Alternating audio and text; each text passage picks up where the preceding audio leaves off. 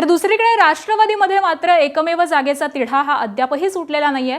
पक्षाचे सूत्र हाती घेतलेल्या सुनेत्रा पवारांसाठी हा कसोटीचा क्षण आहे, कारण एकमेव जागेसाठी तब्बल 70 ते 73 जण लॉबिंग करत असल्याची माहिती मिळतेय।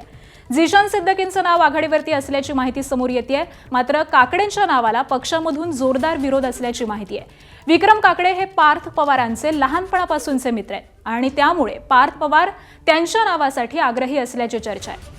दरम्यान राजेंद्र जैन, सुरेश बिराजदार, उमेश पाटील, झिशान सिद्दीकी यांच्या नावांबाबत देखील चर्चा झाल्याची माहिती मिळते। त्यामुळे सुनेत्रा पवार नेमकी काय भूमिका घेतात हे पाहणं महत्त्वाचं असणार आहे। दरम्यान पक्षाकडून आजच उमेदवाराचं नाव हे जाहीर करण्यात येणार आहे। उपमुख्यमंत्री सुनेत्रा पवार यांनी काल रात्री मुख्यमंत्री देवेंद्र फडणवीसांची भेट घेतली आहे। विधान परिषद उमेदवारी अर्ज भरण्याच्या आदल्या दिवशी रात्री उशिरा ही भेट झाल्यामुळे आता राजकीय चर्चांना उधाण आलंय। दोघांमध्ये वर्षा बंगल्यावरती तब्बल पाऊण तास चर्चा झालेली आहे।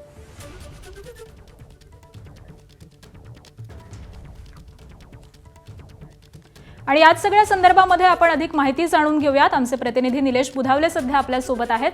निलेश, खरं तर दोन अतिशय महत्त्वाचे प्रश्न। काल उशिरा मुख्यमंत्र्यांसोबत उपमुख्यमंत्री सुनेत्रा पवारांची भेट झालेली आहे। या भेटीमध्ये नेमकी काय चर्चा झालेली आहे, बैठकीमध्ये काय ठरलेलं आहे, आणि दुसरा महत्त्वाचा प्रश्न तो म्हणजे उमेदवार आता कोण असणार?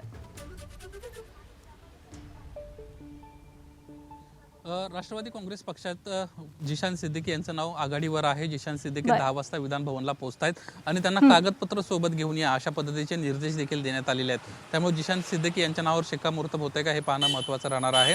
या अनुषंगाने आपण पाहायला गेलं तर मागच्या 2 दिवसांमध्ये राष्ट्रवादी काँग्रेस पक्षाच्या नेत्यांच्या 3 महत्त्वाच्या बैठका पार पडल्या। 80 पेक्षा जास्त उमेदवार यामध्ये इच्छुक होते। त्यामध्ये 5 ते 6 जणांची नावं अंतिम करण्यात आली होती। त्यातून आता एक नाव जे आहे ते काही वेळामध्येच पक्षाच्या वतीनं जाहीर करण्यात येणार आहेत। राष्ट्रवादी काँग्रेस पक्षाचे सर्व जे आमदार आहेत त्यांना 11:30 वाजता विधान भवनामध्ये पोहोचण्यासंदर्भातल्या सूचना देखील राष्ट्रवादी काँग्रेस पक्षाच्या वतीनं देण्यात आलेल्या आहेत। झिशान सिद्दीकी देखील त्या ठिकाणी पोहोचतात, त्यामुळे त्यांच्या नावावर कुठेतरी शिक्कामोर्तब होईल अशा पद्धतीची दाट शक्यता वर्तवण्यात येते। दुसरी महत्त्वाची बाब, रात्री उशिरा उपमुख्यमंत्री सुनेत्रा पवार, प्रदेशाध्यक्ष सुनील तटकरे आणि राष्ट्रीय कार्याध्यक्ष प्रफुल्ल पटेल यांना मुख्यमंत्री देवेंद्र फडणवीस यांची वर्षा निवासस्थानी भेट घेतली।